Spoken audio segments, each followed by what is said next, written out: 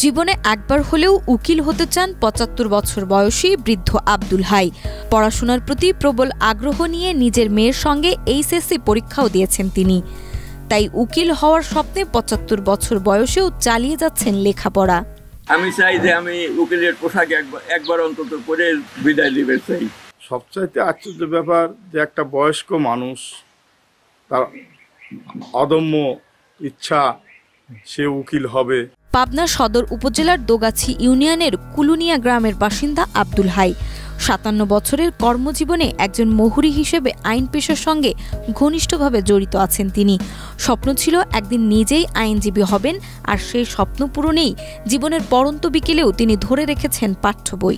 আমি সবসময় বলে যে আমি একদিনকার জন্য হলে আমি ওই পোশাকটা পরবো আর উকিল হবো আর কি। তার স্বপ্নই ছিল সে একদিনের জন্য হলেও সে একজন লয়ার হবে।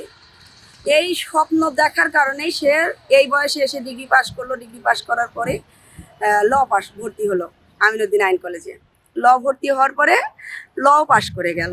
আব্দুল হাই ১৯৬৮ সালে ম্যাট্রিক পরীক্ষা দেন। তবে ১৯৬৮ সালে ম্যাট্রিক পরীক্ষার্থী হলেও পাশ করেন ১৯৭২ সালে।